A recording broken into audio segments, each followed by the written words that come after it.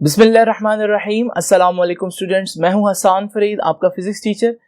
Students, आज हम जितनी भी एंगुलर क्वांटिटीज और लीनियर क्वांटिटीज हम पढ़ चुके हैं उनका रिलेशनशिप फाइंड आउट करेंगे। तो आइए स्टूडेंट्स जरा देखते हैं आज का लेक्चर।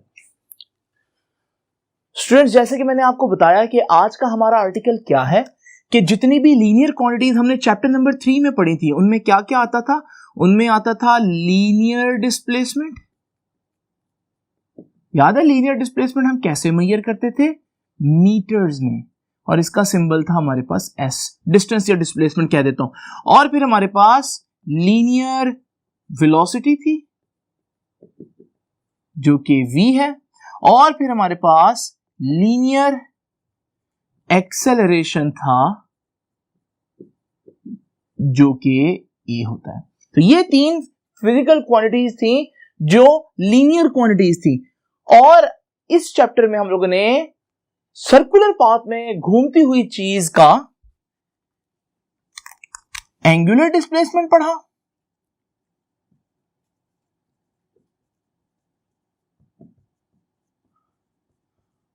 जिसको हम लोगों ने थीटा या डेल्टा थीटा का नाम दिया, और घूमती हुई चीजों की वेलोसिटी यानी कि एंगुलर वेलोसिटी जिसको हमने ओमेगा का सिंबल दिया, और घूमती हुई चीजों का एक्सेलरेशन जिसे हमने एंगुलर एक्सेलरेशन का नाम दिया। तो स्टूडेंट्स, हम लोगों ने ये तीन क्वांटिटीज पढ़ी हैं। अगर आप आज का आर्टिकल समझना चाहते हैं तो डेफिनेटली आपको पहले ये लेक्चर्स देखने होंगे जिनमें मैंने एंगुलर डिस्प्लेसमेंट, एंगुलर वेलोसिटी और एंगुलर एक्सेलरेशन को एक्सप्लेन किया। तो स्टूडेंट्स, होता क्या है कि ज्यादातर बच्चे ये समझते हैं कि जब कोई चीज सर्कल में मूव कर रही हो तो क्योंकि सर्कल में मूव कर रही है तो फिर उसका एंगुलर डिस्प्लेसमेंट होगा, लेकिन हकीकत ऐसी नहीं है। स्टूडेंट्स, ये देखिए, हमारे पास एक चीज सर्कल में मूव कर रही है और सर्कल में मूव करते हुए डेफिनेटली उसने सेंटर पर कुछ ना कुछ एंगल बनाया ट्रैवल करते हुए। ये हमारा एंगुलर डिस्प्लेसमेंट है जिसे हम डेल्टा थीटा कह देते हैं, और ये हम डिग्रीज या रेडियंस में मेजर करते हैं। लेकिन स्टूडेंट्स, उस चीज ने मूव करते हुए स्टार्टिंग पॉइंट से एंडिंग पॉइंट तक कुछ डिस्टेंस भी मूव किया जिसे हम मीटर्स में कैलकुलेट करेंगे।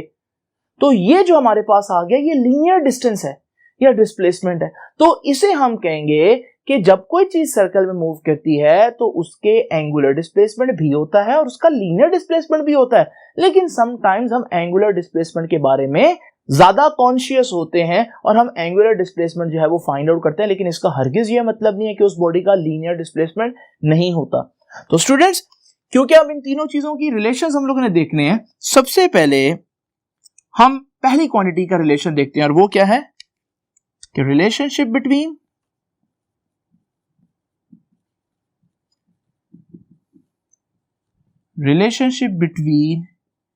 Linear displacement and angular displacement.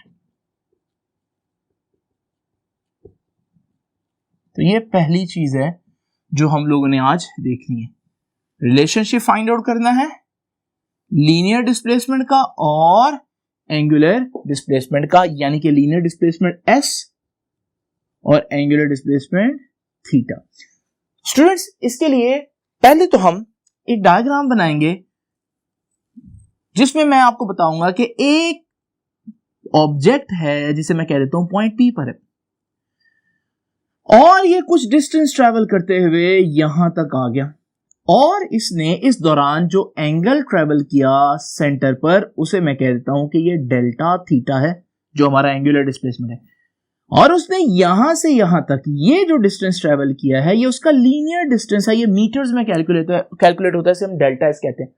तो ये लीनियर डिस्टेंस है, ये एंगुलर डिस्टेंस है, कोई ना कोई रिलेशन तो इनका बनना चाहिए ना। तो जरा देखते हैं वो रिलेशन क्या है। देखिए स्टूडेंट्स, हम लोगों ने एक फार्मूला पढ़ा कि जब भी सेंटर पर, सर्कल के सेंटर पर एक एंगल बनता है उस एंगल का फार्मूला हमें मालूम है, और वो हम निकाल सकते हैं कि एंगल, लेकिन ये एंगल किस में होगा? रेडियंस में, डिग्रीज में नहीं। किसके बराबर होता है angle in radian? Arc length over radius of the circle. ये देखिए, ये फॉर्मूला आप लोगों को चैप्टर नंबर 1 में जब रेडियन को पढ़ाया था तब भी मैंने बताया था। ये देखिए, एंगल इन रेडियन यानी कि ये एंगल किसके बराबर होता है, आर्क लेंथ। आर्क लेंथ ये आर्क है, तो इसकी जो लेंथ होगी वो आर्क लेंथ होगी। डिवाइड किससे करना है, डिवाइड करना है रेडियस से, यानी कि यहां से यहां तक डिस्टेंस जिसे हम रेडियस कहते हैं। तो स्टूडेंट्स एंगल इन रेडियन जो एंगल है वो तो डेल्टा थीटा है। आर्क लेंथ यहां से यहां तक डिस्टेंस वो तो डेल्टा एस है, डिवाइडेड बाय रेडियस क्या हो गया, आर। यहां से स्टूडेंट्स हमारे पास ये फॉर्मूला आया, ये आर उधर जाकर मल्टीप्लाई होगा, ये फॉर्मूले को समटाइम्स हम लिख देते हैं डेल्टा हटाकर S is equal to r theta. तो स्टूडेंट्स ये इक्वेशन जो मैंने आप लोगों के सामने लिखी है, इस इक्वेशन में खास बात क्या है, देखिए इस इक्वेशन के राइट साइड पर थीटा है, दूसरे अल्फाज में इस इक्वेशन के राइट साइड पर एंगुलर डिस्प्लेसमेंट है, और इस इक्वेशन के लेफ्ट साइड पर S है, यानी कि लेफ्ट साइड पर S का मतलब इस इक्वेशन का लीनियर डिस्प्लेसमेंट है। तो स्टूडेंट्स इसका मतलब ये इक्वेशन क्या बता रही है, ये इक्वेशन बता रही है कि लीनियर डिस्प्लेसमेंट और एंगुलर डिस्प्लेसमेंट का क्या रिलेशन बनता है। अगर आपको लीनियर डिस्प्लेसमेंट एंगुलर डिस्प्लेसमेंट पता हो तो आप लीनियर डिस्प्लेसमेंट फाइंड आउट कर सकते हैं, और अगर आपको लीनियर डिस्प्लेसमेंट पता हो तो आप एंगुलर डिस्प्लेसमेंट भी फाइंड आउट कर सकते हैं, लेकिन शर्त यह है कि आपके पास उस सर्कल का रेडियस जरूर होना चाहिए। दूसरी बात स्टूडेंट्स याद रखिएगा, ये जो एंगुलर डिस्प्लेसमेंट है किसमें मेजर करते हैं हम, एंगल की टर्म्स में या रेडियंस में या डिग्रीज में। एंगुलर डिस्प्लेसमेंट फिर से बता दूं, ये है कितने एंगल आपने कवर किया। और लीनियर डिस्प्लेसमेंट किसमें मेजर करते हैं स्टूडेंट्स, इसका ऐसा यूनिट है मीटर्स या किलोमीटर्स भी हम यूज कर सकते हैं, लेकिन ऐसा यूनिट मीटर्स है। तो याद रखिएगा ये लीनियर डिस्प्लेसमेंट बताता है आपने कितने मीटर्स ट्रेवल किए, एंगुलर डिस्प्लेसमेंट बताता है आपने इतने मीटर्स मूव करते हुए सर्कल पर कितने एंगल्स कवर किए। तो ये हमारे पास लीनियर और एंगुलर डिस्प्लेसमेंट का फर्क है। और स्टूडेंट्स याद रखिएगा अगर एक चीज मालूम हो तो दूसरी मालूम की जा सकती है। अच्छा जरा एक इमेजिन करें, अगर मेरे पास एक चीज हो जिसे हम कहते हैं यूनिट सर्कल। ये यूनिट सर्कल क्या होता है, यूनिट सर्कल एक ऐसा सर्कल होता है जिसका रेडियस 1 होता है। अगर एक ऐसा सर्कल लूं जिसका रेडियस 1 हो तो फिर S किसके बराबर आ जाएगा, क्योंकि R तो 1 आ जाएगा, जब ये 1 होगा तो S is equal to theta. इसका मतलब क्या हुआ, इसका मतलब देखते हैं जी स्टूडेंट्स, ये देखिए मेरे पास एक सर्कल है, कैसा सर्कल, यूनिट सर्कल जिसका रेडियस 1 है।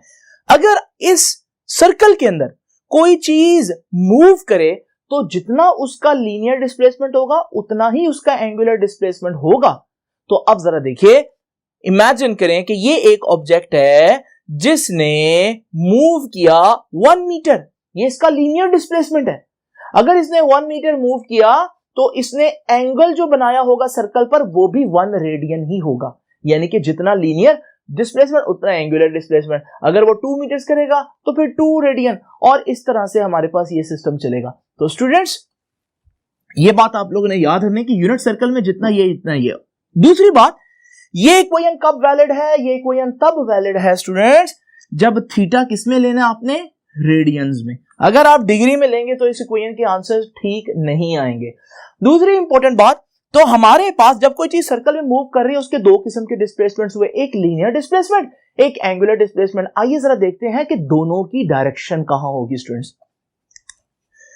देखिए स्टूडेंट्स, ये हमारे पास एक रस्सी से एक पत्थर बांधकर इसको हम घुमा रहे हैं। अगर किसी भी पॉइंट पर इस पत्थर को छोड़ा जाए तो ये पत्थर जो है ये टेंजेंट की डायरेक्शन में निकल जाएगा, यानी इस पॉइंट पर इसकी मोशन की डायरेक्शन अलोंग द टेंजेंट थी। तो हम कहेंगे कि जब भी कोई चीज सर्कल में मूव कर रही हो तो उसका जो लीनियर डिस्प्लेसमेंट होता है वो अलोंग द टेंजेंट होता है। तो इसका मतलब लीनियर डिस्प्लेसमेंट कहां होता है, अलोंग द टेंजेंट होता है। ये भी याद रखिएगा कि ये जो लीनियर डिस्प्लेसमेंट है इसकी डायरेक्शन कहां होगी, अलोंग टेंजेंट होगी। और इसका सबूत क्या है, जब भी कोई चीज सर्कल में मूव कर रही हो और वो किसी भी पॉइंट पर अगर आप उसको छोड़ें तो वो उस पॉइंट पर टेंजेंट की डायरेक्शन में निकल जाएगी, जैसे मैंने अभी पत्थर वाली एग्जांपल आपको दी। ये तो होगी इसकी डायरेक्शन। अब जरा देखते हैं एंगुलर डिस्प्लेसमेंट कहां होता है स्टूडेंट्स। आपको याद होगा एंगुलर डिस्प्लेसमेंट के बारे में जब मैंने पढ़ाया था आप लोगों को चैप्टर नंबर 5 के फर्स्ट लेक्चर में, तो मैंने आपको बताया कि एंगुलर डिस्प्लेसमेंट जो है वो राइट हैंड ग्रिप रूल की डायरेक्शन में होता है। फॉर एग्जांपल अगर हमारे पास ये एक पंखा है और ये इस डायरेक्शन में मूव कर रहा है तो इसका एंगुलर डिस्प्लेसमेंट कहां होगा? आप इसका एंगुलर डिस्प्लेसमेंट निकालने के लिए राइट हैंड को उसकी मोशन की रोटेशन की डायरेक्शन में कर्ल करेंगे फिंगर्स को, तो थंब जो है वो एंगुलर डिस्प्लेसमेंट बताएगा। यानी एंगुलर डिस्प्लेसमेंट कहां हुआ? एंगुलर डिस्प्लेसमेंट जो है वो हमारे पास एक्सिस ऑफ रोटेशन में हुआ। तो यहां से आप देख सकते हैं कि अगर कोई चीज जो है वो घूम रही हो तो उसका एंगुलर डिस्प्लेसमेंट इस डायरेक्शन में और उसका जो लीनियर डिस्प्लेसमेंट है वो टेंजेंट में होगा। अगर आप इन दोनों वेक्टर्स को कंबाइन करें तो आपको पता चलेगा कि दोनों के दरमियान 90 डिग्री बन रहा है। तो स्टूडेंट्स ये बड़ी इंपॉर्टेंट बात है कि हमारे पास जो एंगुलर डिस्प्लेसमेंट होता है वो कहां होता है? Angular displacement along axis of rotation होता है। ये दोनों का फर्क देखें, अलोंग एक्सिस ऑफ रोटेशन होता है और ये अलोंग टेंजेंट होता है। अगर ये अलोंग एक्सिस ऑफ रोटेशन है तो ये कैसे निकाला जाएगा? राइट हैंड रूल के जरिए। और स्टूडेंट्स इन दोनों के दरमियान एंगल क्या बनेगा? इन दोनों के दरमियान एंगल 90 डिग्री होगा, यानी कि लीनियर डिस्प्लेसमेंट एंगुलर डिस्प्लेसमेंट के हमेशा परपेंडिकुलर होगा। तो स्टूडेंट्स ये था हमारे पास लीनियर और एंगुलर डिस्प्लेसमेंट का आपस में रिलेशन, और ये इक्वेशन आप लोगों ने याद नहीं है क्योंकि मैं जो नेक्स्ट अब रिलेशन आप लोगों के सामने डिराइव करूंगा वो इन दोनों क्वांटिटीज का होगा, यानी मैं वेलोसिटीज के रिलेशन फाइंड आउट करूंगा। और जब मैं वेलोसिटीज के रिलेशन फाइंड आउट करूंगा तो याद रखिएगा मैं इस इक्वेशन से स्टार्ट करूंगा। तो आइए स्टूडेंट्स जरा देखते हैं कि लीनियर वेलोसिटी और एंगुलर वेलोसिटी का आपस में क्या रिलेशन बनता है। स्टूडेंट्स अब जरा हम देखते हैं कि लीनियर वेलोसिटी और एंगुलर वेलोसिटी में क्या रिलेशन है। देखिए लीनियर वेलोसिटी जिसको मैंने v का नाम दिया और एंगुलर वेलोसिटी जिसको मैंने ओमेगा का नाम दिया। आपको मालूम है ये दोनों भी वेक्टर क्वांटिटीज हैं। तो स्टूडेंट्स अब जरा देखते हैं कि लीनियर वेलोसिटी और एंगुलर वेलोसिटी का रिलेशन क्या बनता है। अभी मैंने आपको लीनियर डिस्प्लेसमेंट और एंगुलर डिस्प्लेसमेंट का रिलेशन बताया और वो क्या था? वो इस तरह से था कि S = r थीटा। तो स्टूडेंट्स अब जरा देखिए मैं क्या करता हूं, मैं इस इक्वेशन को डिवाइड करता हूं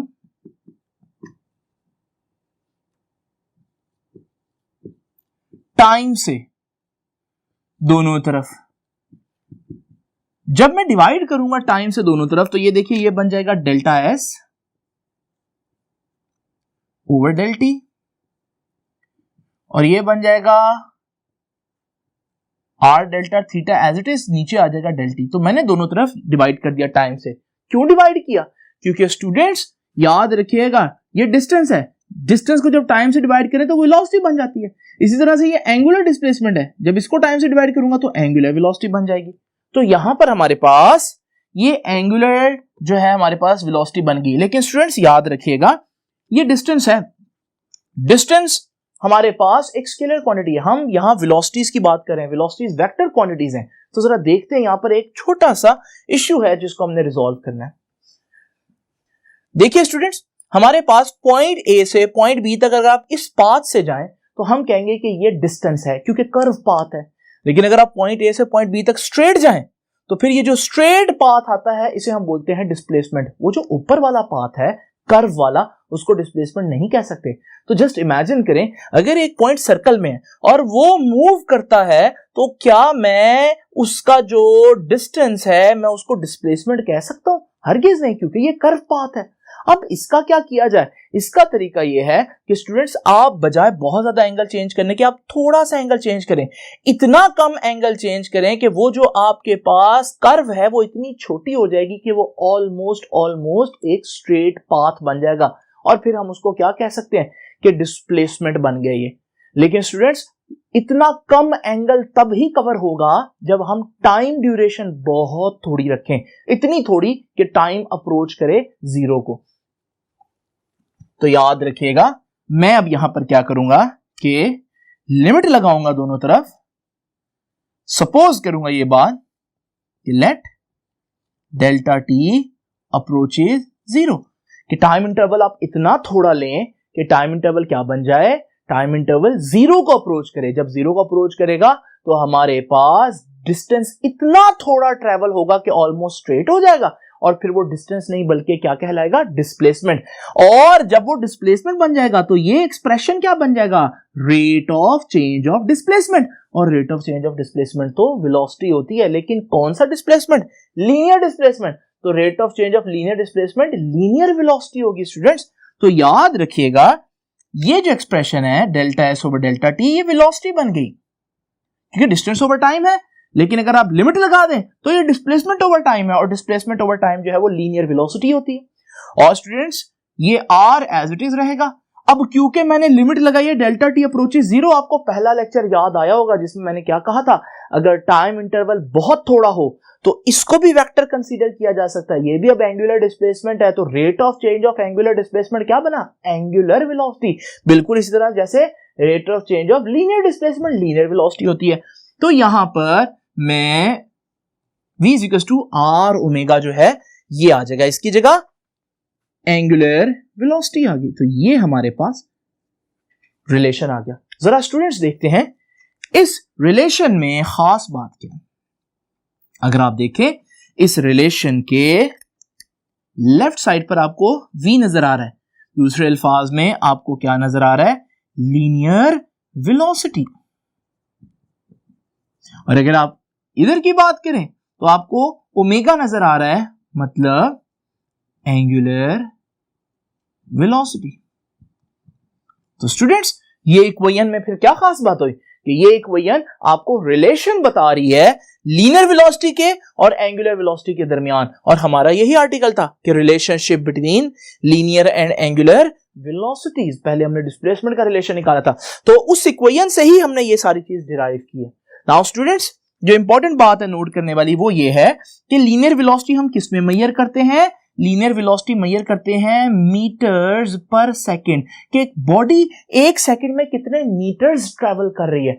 जबकि एंगुलर वेलोसिटी कैसे मेजर करते हैं, रेडियंस पर सेकंड, के बॉडी एक सेकंड में कितने एंगल चेंज कर रही है रेडियंस में। तो स्टूडेंट्स अगर आप देखें ये दोनों की लैंग्वेज डिफरेंट है, दोनों कैलकुलेट डिफरेंट यूनिट्स में हो रहे हैं, लेकिन दोनों का मतलब एक ही है। मिसाल के तौर पर अगर मेरे पास ये एक ऑब्जेक्ट है, ये बहुत कम मीटर्स ट्रेवल कर रहा है एक सेकंड में, तो भाई ये बहुत कम डिग्रीज भी ट्रेवल करेगा आपके सर्कल के सेंटर पर। लेकिन अगर ये ऑब्जेक्ट है जो बड़ी तेजी से जो है वो मीटर्स ट्रैवल कर रहा है, ज्यादा मीटर्स कवर करेगा तो ज्यादा एंगल भी कवर करेगा सर्कल पर। तो इसका मतलब जब लीनियर वेलोसिटी ज्यादा होगी तो एंगुलर वेलोसिटी भी ज्यादा होगी। तो हमारे पास चीज एक ही है, लेकिन सिर्फ हमारे बताने का तरीका डिफरेंट है एंगुलर वेलोसिटी में और लीनियर वेलोसिटी में। दूसरी चीज जो बड़ी इंपॉर्टेंट है स्टूडेंट्स वो ये है कि देखते हैं इनकी डायरेक्शंस कहां बनती हैं। ये देखिए स्टूडेंट, ये लीनियर वेलोसिटी है। लीनियर वेलोसिटी कहां से आई है, डिस्प्लेसमेंट से, और लीनियर डिस्प्लेसमेंट कहां था, अलोंग द टेंजेंट। तो लीनियर वेलोसिटी भी कहां होगी, अलोंग द टेंजेंट। और अगर आप देखें कि हमारे पास कोई चीज सर्कल में मूव कर रही है, तो जब वो सर्कल में मूव कर रही होगी तो किसी भी पॉइंट पर उसकी वेलोसिटी उस पॉइंट पर टेंजेंट की डायरेक्शन में होगी। तो आप कोई भी पॉइंट देखेंगे, हर पॉइंट पर वेलोसिटी जो है वो टेंजेंट की डायरेक्शन में होगी। इस वजह से समटाइम्स ये जो हमारी लीनियर वेलोसिटी है इसको एक और नाम दिया जाता है, और वो क्या है, वो नाम है टेंजेंशियल वेलोसिटी। तो लीनियर वेलोसिटी का एक नाम क्या है, टेंजेंशियल वेलोसिटी। इसलिए समटाइम्स इसके साथ छोटा सा टी लग जाता है और वो इसकी डायरेक्शन को शो कर रहा है कि ये लीनियर वेलोसिटी है, तो और ये किस डायरेक्शन में है, ये अलोंग द टेंजेंट है। और अगर आप किसी भी चीज को छोड़ें सर्कल में मूव करते हुए तो हमने देखा वो टेंजेंट की डायरेक्शन में निकल जाती है। क्यों, क्योंकि उस वक्त उसकी वेलोसिटी टेंजेंट की डायरेक्शन में थी। नाउ स्टूडेंट्स ये देखिए हमारे पास ओमेगा की वेलोसिटी क्या होगी, ओमेगा की डायरेक्शन क्या होगी। ओमेगा जो है वो एंगुलर वेलोसिटी है, और मैंने आपको बताया था कि एंगुलर वेलोसिटी की डायरेक्शन जो है वो राइट हैंड रूल से निकलती है।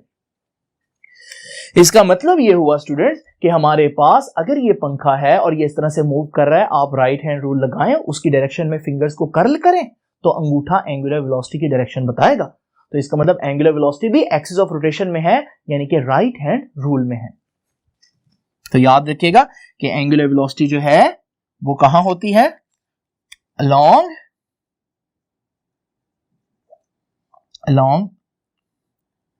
Axis of rotation.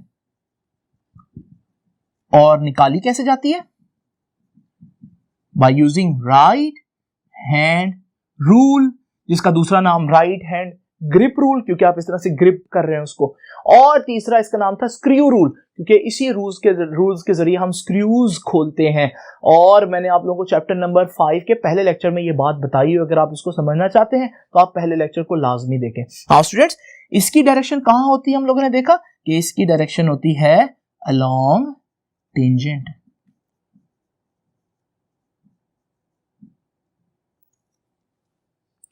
Now students, अगर मैं कह रहा हूं कि ये लीनियर वेलोसिटी और वेलोसिटी तो एक वेक्टर क्वांटिटी है, तो फिर अगर मैं इसका वेक्टर फॉर्मूला बताऊं तो वेक्टर फॉर्मूला कुछ इस तरह से बनेगा कि वेक्टर फॉर्मूला में हम कहेंगे कि ये वेक्टर आ जाएगा, तो फिर ये दोनों भी वेक्टर्स बन जाएंगे। लेकिन याद रखिएगा, जो नोट करने वाली बात है वो ये है कि ओमेगा का वेक्टर हमेशा पहले और जो आर है उसका वेक्टर बाद में आएगा। अगर आपने इसको पहले इसको बाद में लिख दिया यहां पर तो मसला होगा, यहां पर इश्यू नहीं होगा, क्योंकि ये फॉर्मूला किसको शो कर रहा है, मैग्नीट्यूड्स को।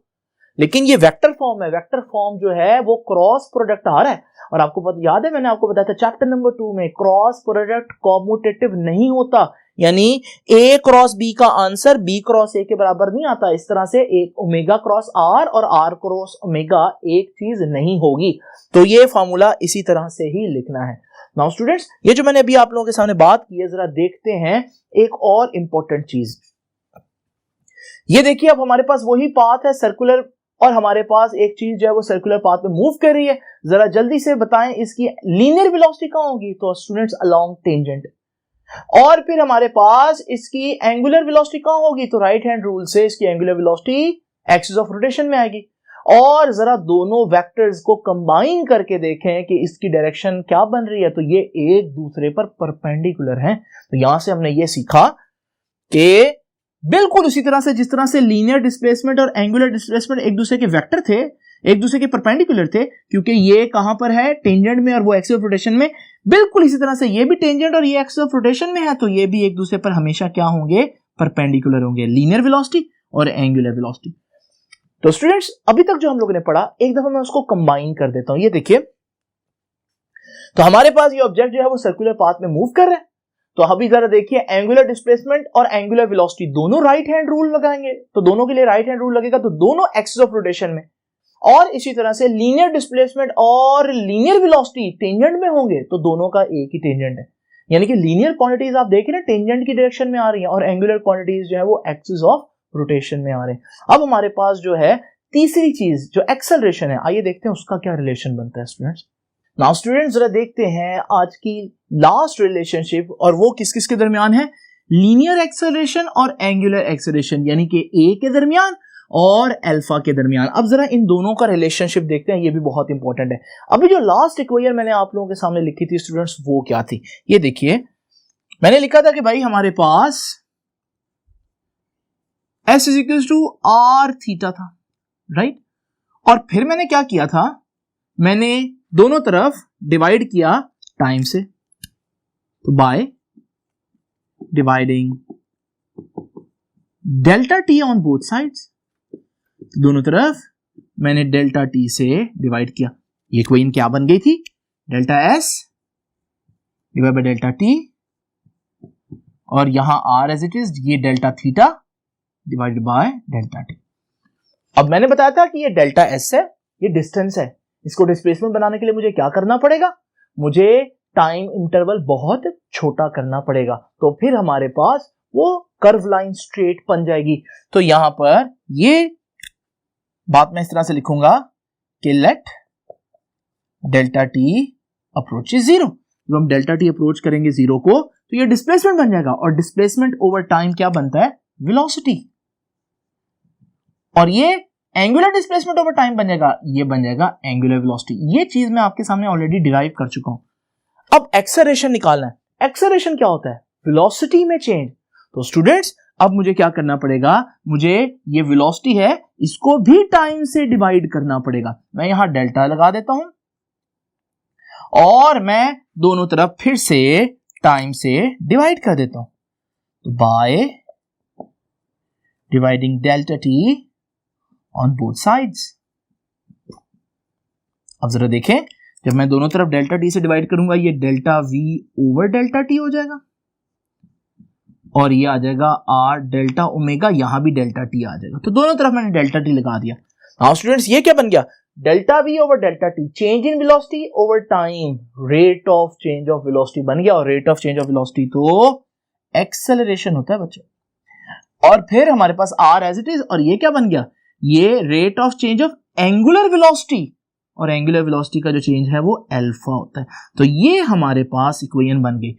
अब स्टूडेंट्स इस इक्वेशन में देखते हैं कि क्या खास बात है। ये देखिए, इस इक्वेशन के एक तरफ ए है और जो हमारे पास ए है वो तो कहलाता है लीनियर एक्सेलरेशन, यानी इस इक्वेशन के लेफ्ट हैंड साइड पर लीनियर एक्सेलरेशन है, और अल्फा जो है वो हमारे पास क्या कहलाता है, एंगुलर एक्सेलरेशन। और स्टूडेंट्स ये इक्वेशन में क्या खास बात हुई, फिर ये इक्वेशन की लेफ्ट साइड लीनियर एक्सेलरेशन और राइट साइड एंगुलर एक्सेलरेशन रखती है, यानी कि ये इक्वेशन रिलेट कर रही है किस किस को, लीनियर एक्सेलरेशन और एंगुलर एक्सेलरेशन को। और वही जानना हमारा आज का आर्टिकल था कि relationship between linear and angular acceleration. तो सबसे पहले तो हमारे पास ये रिलेशन आ गया। दोनों ही क्या बताते हैं, दोनों ही बताते हैं कि स्पीड कितना चेंज हो रही है। और ये कैसे बताएगा, ये इन यूनिट्स में बताएगा, मीटर पर सेकंड स्क्वायर, और ये किन यूनिट्स में बताएगा, रेडियन पर सेकंड स्क्वायर। ये एंगल की टर्म में बताएगा और ये डिस्टेंस की टर्म में बताएगा। लेकिन मैं आपको पहले भी बता चुका हूं कि ये एक ही बात को एक्सप्लेन करने के लिए दो अलग-अलग लैंग्वेजेस हैं, इनमें कोई कॉन्ट्राडिक्ट नहीं है। नाउ स्टूडेंट्स ये तो हो गया हमारे पास A is equal to r alpha. अब जरा देखते हैं हमारे पास इनकी डायरेक्शंस कहां होगी। स्टूडेंट्स ये देखिए, हमारे पास ये एक चीज जो है वो यूनिफॉर्म स्पीड से सर्कल में मूव कर रही है। अब जरा आप गेस करें कि लीनियर डिस्प्लेसमेंट कहां था, याद है, अलोंग टेंजेंट। लीनियर वेलोसिटी कहां थी, अलोंग टेंजेंट। तो लीनियर एक्सेलरेशन कहां होगा इसका, जल्दी से बताएं। अलोंग टेंजेंट अगर आपने सोचा है तो आपका आंसर गलत है स्टूडेंट्स। एक्सेलरेशन क्या होता है, एक्सेलरेशन वेलोसिटी में चेंज होता है, और मैंने अभी देखा आपके सामने इसको यूनिफॉर्म स्पीड से घुमा रहा हूं भाई, इसमें एक्सेलरेशन नहीं होगा। तो फिर कब होगा एक्सेलरेशन, जरा इमेजिन करें ये चीज रेस्ट पर थी और अब आहिस्ता आहिस्ता स्पीड पकड़ेगी। जब ये आहिस्ता आहिस्ता स्पीड पकड़ेगी अब इसके पास एक्सेलरेशन होगा। अब ये स्पीड पकड़ रही है तो जरा देखें, लीनियर डिस्प्लेसमेंट और लीनियर वेलोसिटी तो टेंजेंट में थे ही, लेकिन अब लीनियर एक्सेलरेशन भी क्या होगा, टेंजेंट में होगा। तो स्टूडेंट्स आपने देखा अब टेंजेंट में हमारे पास तीन वेक्टर्स हो गए, तीनों लीनियर वेक्टर्स। लेकिन यहां एक बड़ी और इंपॉर्टेंट बात है, वो देखें, अगर मैं इस चीज की स्पीड बजाय बढ़ाने के आहिस्ता आहिस्ता कम करूं, तो जब इसकी स्पीड आहिस्ता आहिस्ता कम होगी अभी भी लीनियर डिस्प्लेसमेंट लीनियर वेलोसिटी उन्हीं टेंजेंट्स में है, लीनियर एक्सेलरेशन भी टेंजेंट में ही होगा। लेकिन अब बड़ी इंपॉर्टेंट बात सुन लें कि लीनियर एक्सेलरेशन अब वेलोसिटी के ऑपोजिट होगा टेंजेंट में, लेकिन अब यह सिस्टम बनेगा। तो हमने सीखा कि लीनियर एक्सेलरेशन टेंजेंट में होगा, लेकिन उसकी दो डायरेक्शंस होती हैं, वो टेंजेंट में होकर वेलोसिटी की डायरेक्शन में भी हो सकता है और टेंजेंट में होकर वेलोसिटी के ऑपोजिट भी हो सकता है, डिपेंड करता है स्पीड बढ़ रही है या कम हो रही है। तो स्टूडेंट्स लीनियर एक्सेलरेशन की डायरेक्शन क्या आई, लीनियर एक्सेलरेशन की दो डायरेक्शंस आई। एक डायरेक्शन क्या होगी, दोनों डायरेक्शंस हैं टेंजेंट के ही अलोंग, लेकिन एक में अलोंग टेंजेंट भी है और अलोंग वेलोसिटी भी है। ऐसा कब होगा, जब उस बॉडी की स्पीड बढ़ रही हो, स्पीड इज इंक्रीजिंग। लेकिन यह भी हो सकता है कि वो अलोंग टेंजेंट हो, अलोंग टेंजेंट हो लेकिन अलोंग वेलोसिटी ना हो, बल्कि ऑपोजिट टू वेलोसिटी हो। फिर हमारे पास ये कब होगा, जब बॉडी की स्पीड बजाय बढ़ने के स्पीड इज डिक्रीजिंग। तो स्टूडेंट्स ये दोनों बातें देख लें कि लीनियर एक्सेलरेशन जब वो टेंजेंट में होते हुए भी दो डायरेक्शंस रखता है। अब जरा देखते हैं कि एंगुलर एक्सेलरेशन की डायरेक्शंस कहां होंगी।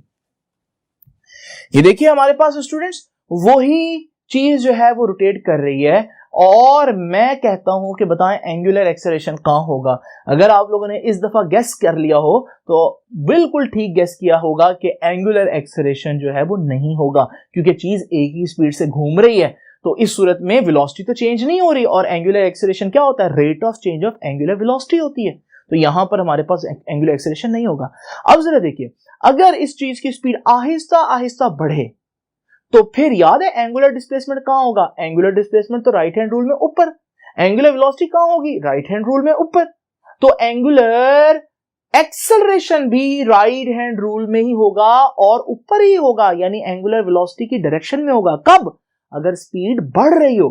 लेकिन जरा इमेजिन करें अगर इसी की स्पीड कम हो रही हो, तो जब स्पीड कम होगी आहिस्ता आहिस्ता, एंगुलर डिस्प्लेसमेंट अभी भी उधर है क्योंकि पंखा घूम तो उसी डायरेक्शन में रहा है ना, राइट हैंड रूल तो वही लगेगा, एंगुलर वेलोसिटी भी ऊपर है। लेकिन अब angular acceleration axis of rotation में होगा लेकिन डाउनवर्ड होगा। तो वही दो बातें जो लीनियर एक्सेलरेशन में थी वही दो बातें हम लोगों ने एंगुलर एक्सेलरेशन में भी देखी।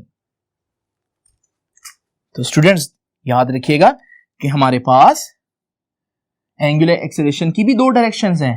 पहली डायरेक्शन क्या है, अलोंग राइट हैंड रूल, लेकिन अलोंग एंगुलर वेलोसिटी होगी। और दूसरी डायरेक्शन क्या है, अलोंग राइट हैंड रूल, वो भी राइट हैंड रूल की डायरेक्शन में एक्सिस ऑफ रोटेशन में होगी लेकिन ओमेगा के ऑपोजिट होगी। तो आपने देखा कि हमारे पास अल्फा की दो डायरेक्शंस है। ये कब होगा, जब एंगुलर वेलोसिटी बढ़ रही हो यानी ओमेगा इज इंक्रीजिंग, और ये कब होगा, जब ओमेगा इज डिक्रीजिंग, जैसे मैंने आपको दोनों बातें बताई।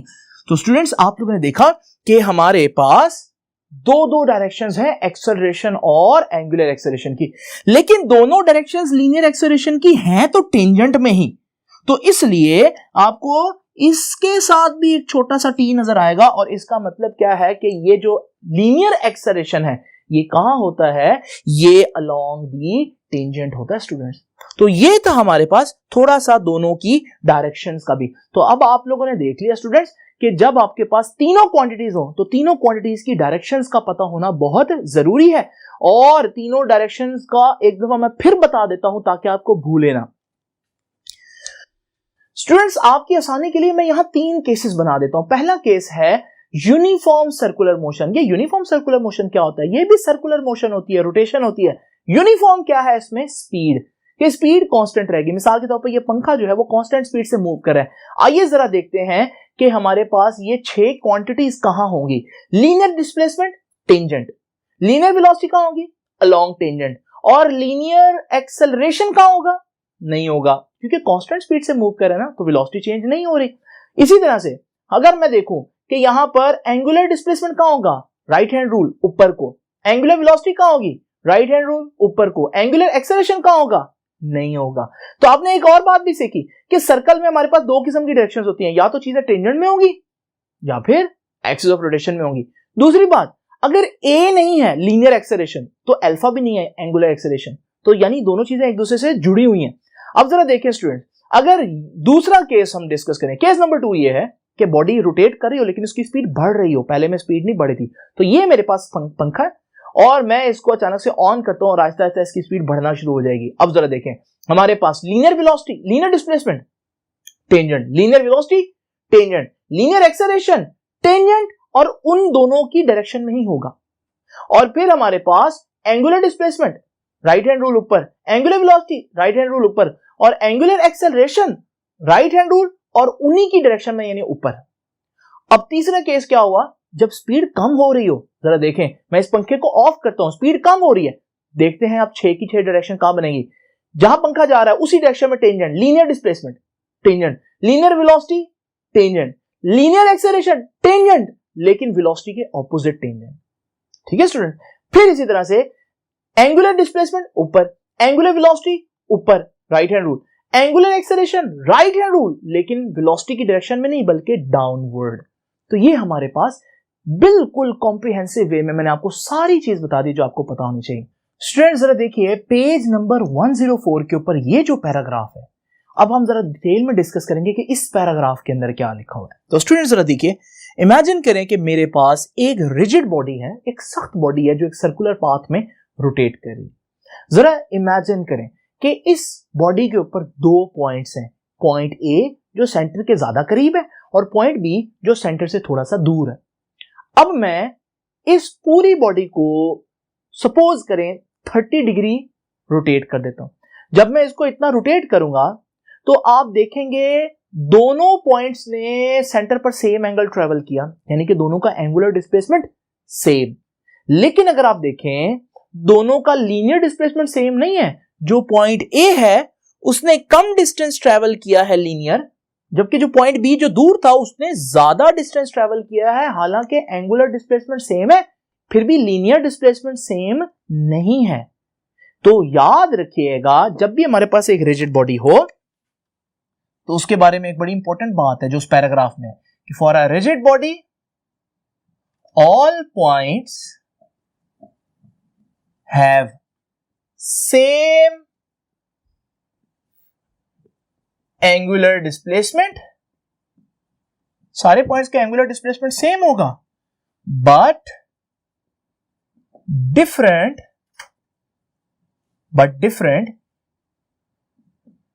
Linear displacement. और किसका लीनियर डिस्प्लेसमेंट ज्यादा होगा?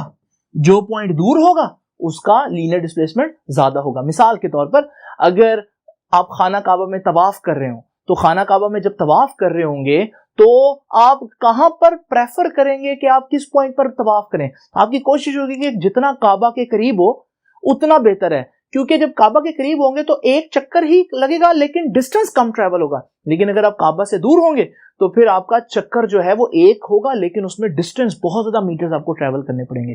और ये बात सिर्फ डिस्प्लेसमेंट के लिए नहीं है, याद रखना ये सेम एंगुलर डिस्प्लेसमेंट और डिफरेंट लीनियर डिस्प्लेसमेंट भी होगा।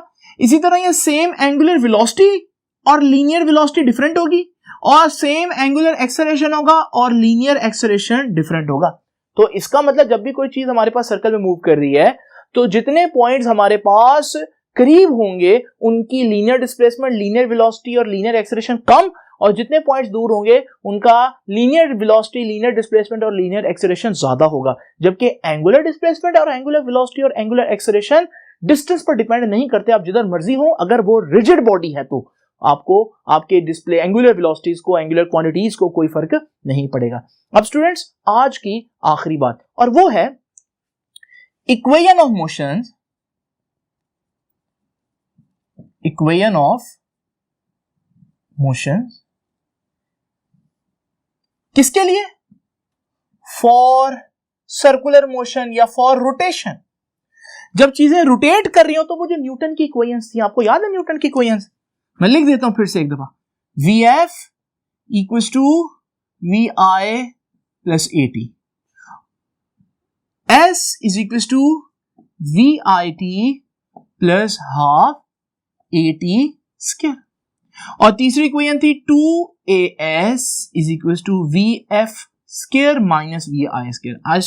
आई होप स्टूडेंट्स आप इनको अच्छी तरह से जानते होंगे, चैप्टर नंबर 3 में हम लोगों ने ये पढ़ी। लेकिन आज मैं जब बात करूंगा लीनियर की नहीं, मैं एंगुलर की बात करूंगा।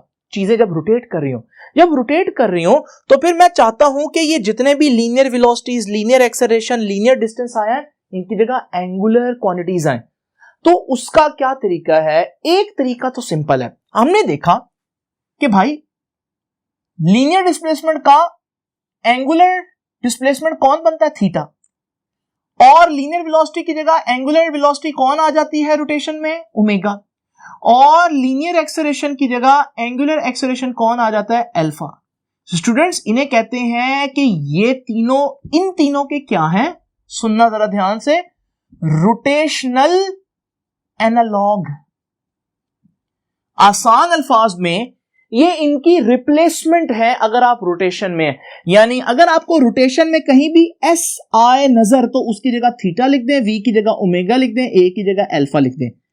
लेकिन क्या मैं इसको डायरेक्ट कर दूं, यानी कि अगर मैं यहां पर इस इक्वेशन को देखूं, रोटेशन के लिए इक्वेशन बनाना चाहता हूं, तो मैं क्या v की जगह ओमेगा लिख दूं, vi की जगह ओमेगा आई लिख दूं और a की जगह अल्फा लिख दूं? टाइम तो खैर सेम होता है, तो क्या ये बात दुरुस्त होगी? अब स्टूडेंट्स अभी हम कह नहीं सकते कि अगर मैं डायरेक्ट इस तरह से सिंबल रिप्लेस कर दूं तो पता नहीं ये बात ट्रू है भी या नहीं। आज स्टूडेंट्स चेक करते हैं एक इक्वेशन को। ये देखिए, इसी को देख लें। हमारे पास है VF = VI + AT। मुझे ये तो पता है कि मैंने जो रिलेशन निकाले वो क्या थे, S = R theta, V = R omega और A = R अल्फा। ये तीनों इक्वेशंस तो हम लोगों ने अभी डिराइव की ना। तो V = R ओमेगा, तो मैं V की जगह R ओमेगा पुट कर देता हूं, और क्योंकि V F है फाइनल है तो ओमेगा भी F होगा। और फिर VI की जगह R ओमेगा पुट कर देता हूं, लेकिन क्योंकि V जो है वो इनिशियल है तो ओमेगा भी इनिशियल होगा। और फिर मैं A की जगह R अल्फा पुट कर देता हूं और साथ T आ जाएगा। स्टूडेंट्स आप देख रहे हैं, यहां भी आ रहा है, यहां भी आ रहा है, यहां भी आ रहा है, ये तो कॉमन आकर कैंसिल हो जाएगा। बाकी क्या बचा, omega F = omega I + alpha T। और स्टूडेंट्स ये तो वही चीज आ गई।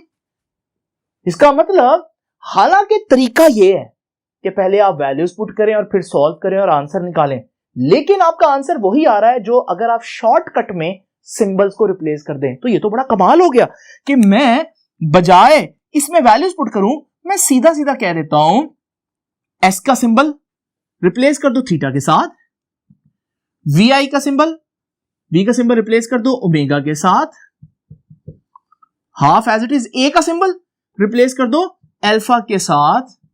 तो ये चीज हमारे पास उसी इक्वेशन का रोटेशनल एनालॉग आ गया।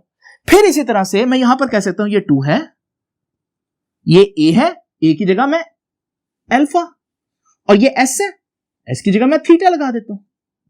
इसी तरह से ये V है, VF है, मैं इसकी जगह ओमेगा F, और ये VI है, मैं इसकी जगह ओमेगा I लिख दूं। तो ये भी वही इक्वेशन बन गई। तो स्टूडेंट्स असल तरीका लेकिन यही है। अगर आपको शॉर्ट क्वेश्चन में आए तो फिर आपने इसको ऐसे सॉल्व करना है, लेकिन अगर आप शॉर्टकट में देखें तो बड़े जबरदस्त बात है कि किसी भी लीनियर मोशन की इक्वेशन को अगर आप बनाना चाहते हैं रोटेशनल मोशन की इक्वेशन, तो आप उनके सिंबल्स को रिप्लेस कर दो और हर एक लीनियर क्वांटिटी की जगह उनका रोटेशनल एनालॉग जो बनता है वो पुट कर दें। ये जो हमारे पास 3 इक्वेशंस हैं ये कहलाती हैं स्टूडेंट्स कि ये हमारे पास न्यूटन की इक्वेशंस ही हैं, कि ये न्यूटन्स इक्वेशन है for rotational motion, for rotational motion.